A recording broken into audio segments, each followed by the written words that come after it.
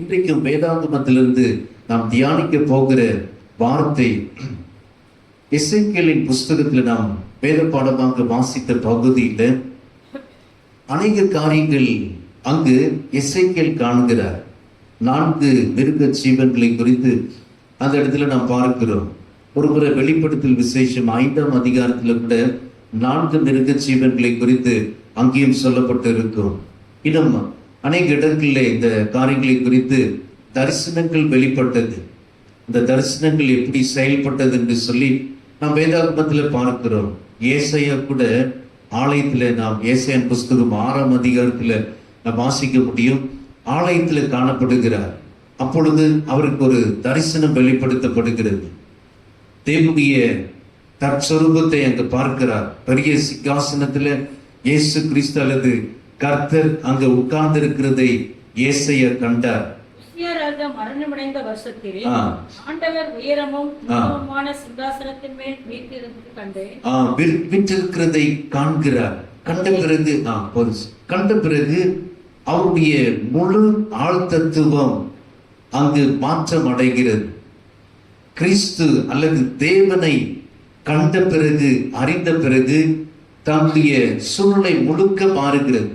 அதுக்கு முன்பாகவும் அவர் ஊழியம் செய்து கொண்டிருந்தவர் தான். அநேக தீர்க்க தரிசனங்களை சொல்லிக் கொண்டிருந்தவர் தான்.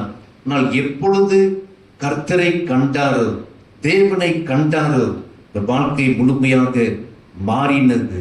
இன்றைக்கும் அந்த காண்கிறதை குறித்து தான் என்னுடைய செய்தியின் தலைப்பு இருக்க போகிறது. காண்கிறது, என்னை காண்டோம், எதை அறிந்திருக்கிறோம், உண்மையாக தேவனை நாம் முழுமையாக அறிந்திருக்கிறோமா இல்லையா, அவைகளை குறித்து ஒரு சில காரியங்களை இன்றைக்கு நான் செய்தியில கொடுக்க போகிறேன். 20ஆம் வசனத்தை நாம் வாசிப்போம் என்றால் எசேக்கியேல் புஸ்தகம் 10ஆம் அதிகாரம் 20ஆம் வசனத்தில் நாம் வாசிக்கிறோம். தேவனுக்கு கீழே இருக்க கண்ட அந்த ஜீவன் தானே, அவைகள் கேருபீன்கள் என்று அறிந்து கொண்டேன். அவைகள் கேருபீன்கள் என்று அறிந்து கொண்டேன். 3 வசனங்களுடன் நாம் கேருபீன்களை குறித்து பார்த்திருக்கிறோம். அவைகளுக்கு 6 கைகள் இருந்ததாக, 2 கைகளினால் கண்களையும், 2 கைகளினால் வாய்களையும், 2 கைகளினால் இப்படியாக அவைகள் பறந்ததாகவும் நாம் பார்க்க முடியும். ஆக இங்கேயும் எசேக்கியேல் காண்கிறார்.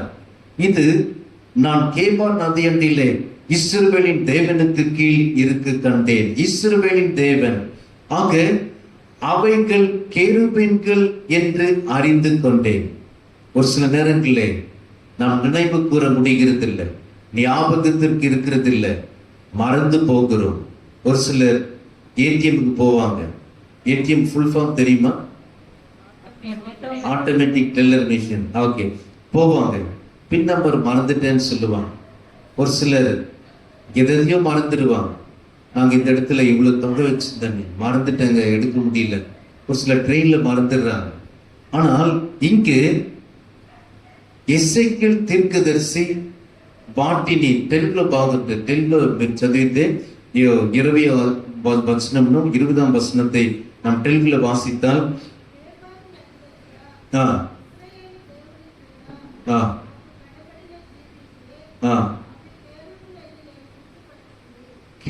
கேருபீன்களே నేను గుర్తుపట్టితిని, அறிந்து கொண்டேன். அவைகள் கேருபீன்கள் என்று சொல்லி நான் ரெகக்னைஸ் பண்ணிக்கொண்டேன். நாம் அநேக முறை கர்த்தருடைய ஆலயத்துக்குள்ளாக வருகிறோம், தேவனுடைய வார்த்தையை கேட்கிறோம், ஜெபிக்கிறோம். நாம் கர்த்தரை அறிந்து கொண்டு இருக்கிறோமா? தேவனுடைய மனம் குர்த்து பெட்டி ఉంటున్నామా? கர்த்தருடைய ஆவியானவர் எனக்குள்ளாக செயல்படுகிறார் என்று சொல்லி நாம் அறிந்திருக்கிறோமா? அல்லது ஏதோ கடமைக்காக, அல்லது அவங்க இவங்க சொன்னாங்க என்று சொல்லி ஏதோ கடமைக்காக ஓடிக்கொண்டிருக்கிறோமா? அல்லது உண்மையாக நான் தேவனை அறிந்திருக்கிறேன் என்று சொல்லுகிறோமா? இன்றைக்கு நம்முடைய சபை முழுமையாக தேவனை அறிந்தவர்களால் நிரப்பப்பட்டு இருக்க வேண்டும். அதுதான் என்னுடைய விருப்பம். ஒவ்வொருத்தரும் செபிக்கிற வீரர்களாக, வீராங்கனைகளாக இருக்க வேண்டும். வேதத்தின் ஆழத்தை ஒவ்வொருத்தரும் அறிந்தவர்களாக இருக்க வேண்டும். பிசாசின் தந்திரங்களை மேற்கொள்ளுகிற அதிகாரம் கொண்டவர்களாக இருக்க வேண்டும். இங்கு எசேக்கியேல் அந்த தீர்க்கதரிசி அறிந்து கொண்டார். அவர் என்ன அறிந்து கொண்டார் என்றால், சிங்காசனத்தில் அல்லது இஸ்ரவேலின் தேவன் அமர்ந்திருக்கிறார், கீழே கேருபீன்கள் இருக்கிறதை, தேவ தூதர்கள் இருக்கிறாங்கிறதை அறிந்து கொண்டார். இன்றைக்கு சாமுவேலுக்கும் கர்த்தருடைய தூதன் அறிவிக்கிறார் அல்லது கூப்பிடுகிறார். சாமுவேலே சாமுவேல் என்று சொல்லி கூப்பிடுகிறார். அவர் யார் என்று அறிந்து கொள்ளல. அதன் பிறகு ஏலியின் இடத்திற்கு கடந்து செல்கிறார். அப்போ சாமுவேல் இடத்துல ஏலி சொல்கிறார், ஓ அப்படி சொல்லும் பொழுது இருக்கிறேன் அடியேன் என்று சொல்லு, அது தேவ தூதனா இருக்கலாம் என்று சொன்ன போது இருக்கிறேன் அடியேன் என்று சொன்ன மாத்திரத்தில் சாமுவேல் அங்கு தொடப்படுகிறதை நாம் பார்க்க முடியும். இன்றைக்கு இயேசு கிறிஸ்துவை நாம் அறிந்து கொண்டிருக்கிறோமா? குருத்து பெட்டி குருத்து பட்டி ஒன்றுனாமா? நம்மை குறித்து ஒரு சிலருக்கு தெரியும், குருத்து பெட்டுவாங்க, இவங்க தேவனை அறிந்தவங்க, இவங்க செபிக்கிறவங்க, இந்த முகத்துல கர்த்தருடைய பிரகாசம் இருக்கிறது, இவங்க கர்த்தருடைய ஆலயத்துக்கு போகிறவங்க என்று சொல்லி மக்கள் அறிந்து கொள்வாங்க. இன்றைக்கு அப்பா அவர்கள் செபிக்கும் பொழுது கடைசியில ஒரு வசனத்தை குறித்து எடுத்து செபித்தார். எம்மா ஒரு சீஷர்களை குறித்து அந்த இடத்துல அவர் செபித்தார்.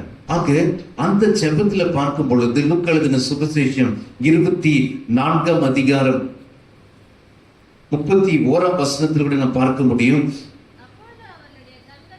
அப்பொழுது அவர்களுடைய கண்கள் திறக்கப்பட்டது, அவர்கள் அவரை அறிந்தார்கள்.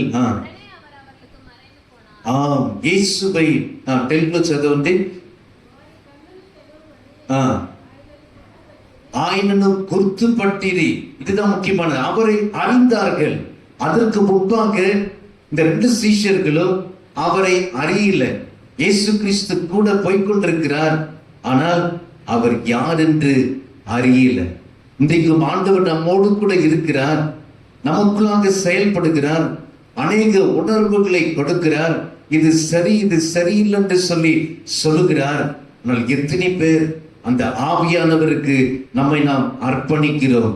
இந்த எவ்வாறு சீஷர்கள் நாம் பார்ப்போம் என்றால் 13ஆம் வசனத்தில் வாசிக்கிறோம். 24:13. அவர்களில் 2 பேர் எருசலேமுக்கு 7 அல்லது 8 மைல் தூரமான எம்மாவு என்னும் கிராமத்துக்கு போனார்கள். எம்மாவு என்கிற கிராமத்துக்கு போகிறாங்க. இவங்க சீஷர் என்பதாகவும் சரித்திர ஆதாரம் இருக்கிறது. எங்கு சீஷர் என்று சொல்லலாம் என்றால், கீழே நம்ம வரும் பொழுது கிளையாத் என்கிற ஒரு சீஷனம் இருக்கிறான். அந்த வசனத்தை கூட எடுத்தவங்க வாசிங்களேன். கிளையப்பா என்கிற ஒரு பேரு, கிளையப்பா என்கிறவன் அங்க இருக்கிறார். இவங்க எருசலேம்ல இருந்தாங்க. ஆண்டவராக இயேசு கிறிஸ்து மரித்து உயிர் தெழுந்தார். 40 நாட்கள் அளவு அவர் ஜீவனோடு கூட அநேக இடங்களில் சுற்றி திரிந்தார். ஆனால் அந்த நாளிலே பார்ப்போம் என்றால், இயேசு கிறிஸ்து உயிர் தெழுந்தார் 3ஆவது நாளிலே இவங்க எருசலேமை விட்டு போகிறாங்க. ஐயா, இதுவரைக்கும் இயேசு கிறிஸ்து இருந்தார், ஆனால் அவர் கடந்து போய்விட்டார். இப்பொழுது எங்களுக்கு வேறு வழி இல்லை, நாங்க துக்க முகத்தோடு இருக்கிறோம் என்று சொல்லி 17ஆம் வசனத்தில் வாசிக்கிறோம். அதே நீங்கள் துக்க முகமுள்ளவர்களாய் வழி நடந்து சொல்லிக் கொள்கிற காரியங்கள் என்னவென்று கேட்டார். இயேசு கிறிஸ்து அவர்களோடு கூட கடந்து போகிறார். ஆனால் அவர் யார் என்று அவர்களுக்கு தெரியல. அவர்கள் துக்க முகமாக கடந்து போய் கொண்டிருக்கிறார்.